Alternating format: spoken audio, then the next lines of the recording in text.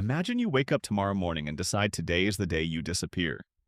Not move away. Not start over with a new job in a new city. Disappear. Your name? Gone. Your face? Gone. Your entire existence erased from the world as if it never happened. You think it sounds simple? Leave a note. Leave your car by a bridge. Let people assume the worst. Walk away clean. But here's the question almost nobody asks before they try it. What happens in the next 5 minutes after you vanish? Not next year, not next month. The next 5 minutes. Because that's where almost everyone who has ever tried this, and there have been hundreds of documented cases, got it catastrophically wrong. Most people think faking your own death is about the moment of disappearance. The staged accident, the abandoned car, the goodbye note. That's not the hard part. The hard part is everything that comes after. Because the moment you die, you don't just lose your name. You lose every single tool a normal life depends on. No bank account you can touch without a trail. No phone in your name. No ID that won't get you arrested the second someone checks it. No medical care under your own identity ever again for the rest of your life. Think about that for a second. Forever. You become instantly the most suspicious kind of person there is. Someone who exists but officially doesn't. And here's the twist most people never consider. The world isn't built to let you vanish. It's built to find you. Every system you've ever interacted with, taxes, insurance, credit, even something as small as a library card was quietly designed, layer by layer over more than a century, specifically to make sure a person can't just disappear and start fresh somewhere else. Which raises the real question this story is about. If the system is built to catch you, how does anyone ever actually pull it off? Before we get to how, we have to understand why. Because the reasons people fake their deaths are stranger and more human than you'd expect. Some do it to escape debt. Some do it to escape a marriage. Some do it because of a single bad decision, an affair, a crime, a failure that has metastasized into something they feel they can never face. And some more rarely do it for money, a life insurance payout collected by someone they trust, while they start over somewhere the policy can't follow. Investigators who study these cases, and yes, this is studied, because insurance fraud investigators have entire departments devoted to it, describe a common psychological thread. It's rarely about the destination. It's about escape velocity. The person isn't running to a new life so much as running from the unbearable weight of their old one. And that detail matters more than it seems, because it explains why so many of these plans fall apart in the very first days. A person planning a new identity calmly, logically for years, and that's rare. A person making a desperate decision in a moment of crisis, with no real plan beyond the disappearance itself, that's common.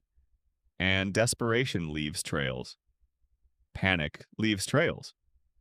Grief, even fake grief, leaves trails.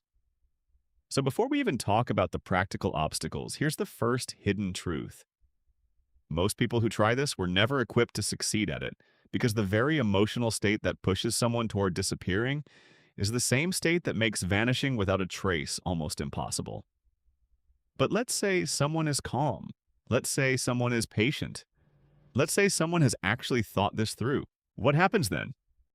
Here's where it gets interesting. The instant a person is declared missing, presumed dead, or found dead at a scene, an entire machine activates quietly, automatically, without anyone needing to suspect foul play yet. Insurance companies, if a policy exists, don't pay out immediately.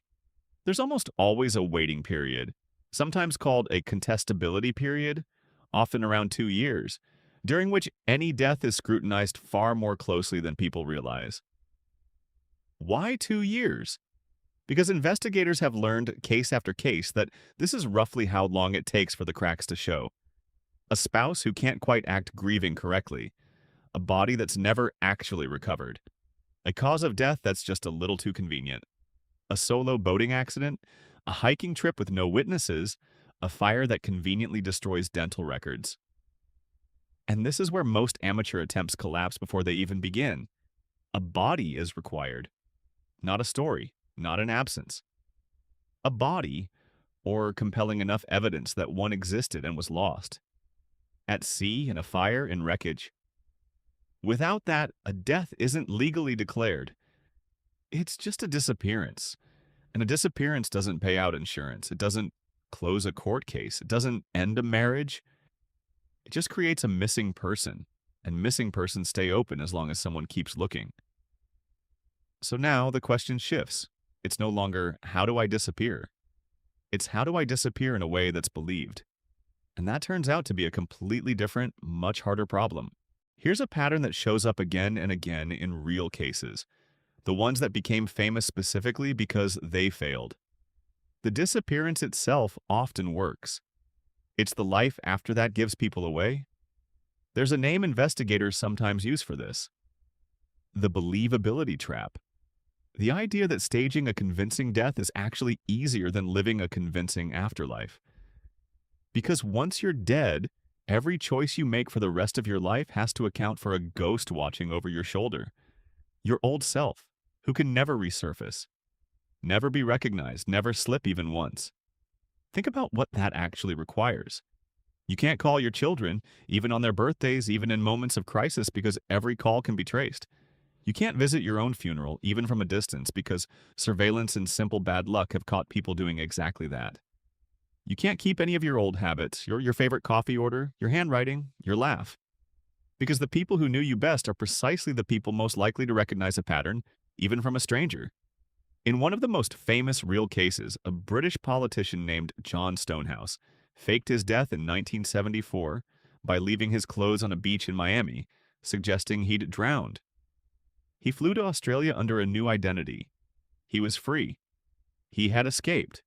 And he was caught within weeks. Not because of fingerprints, not because of dental records, but because Australian police, investigating an unrelated case of a different missing Briton, noticed a man living a quiet new life who simply didn't match his paperwork closely enough. A small inconsistency. A detail that didn't line up. That's almost always how it ends. Which raises the next mystery. If a person can solve the body problem and solve the identity problem, what finally gets them caught? Here's the part of human nature that almost nobody accounts for, and it's the single biggest reason pseudocide, the technical term for faking your own death, almost never works long term. You are not just a name and a face. You are a web of relationships, and humans, it turns out, are extraordinarily bad at truly cutting every thread in that web.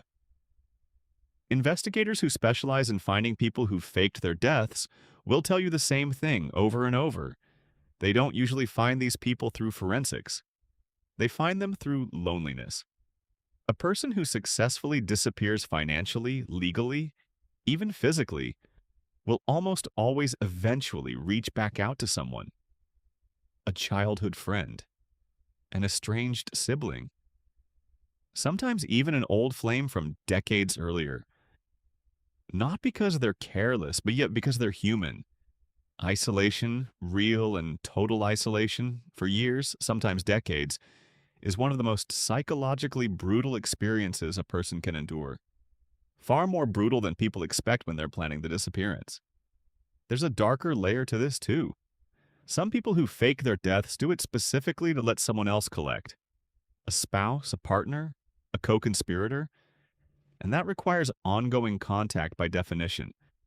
The moment two people share a secret like this, the secret has a second point of failure. A falling out.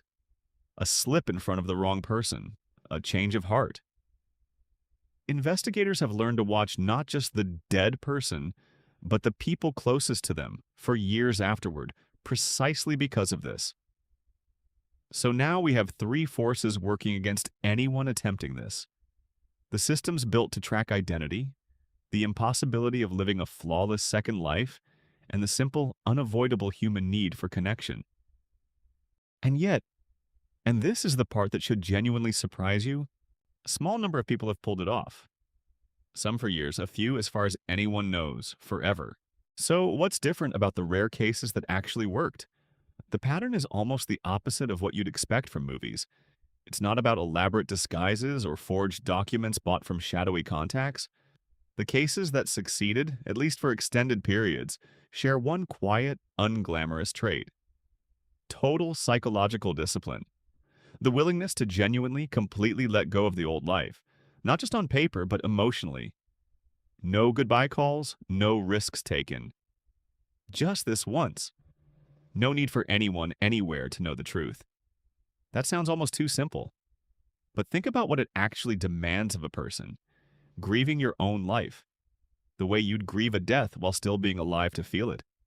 Walking away from your own children, your own parents, your own history, and never looking back, not even once, for the rest of your life. It turns out the hardest part of faking your death was never the paperwork. It was never the fingerprints or the dental records or the insurance investigators. It was becoming, in every way that matters except biologically, a different person, permanently. And being willing to actually live with that. Most people, when they imagine disappearing, are imagining relief, an escape from pressure, from debt, from a life that's become unbearable. What they don't imagine is the replacement problem. They focus so intensely on what they're running from that they never plan for what they're running into, which is usually nothing.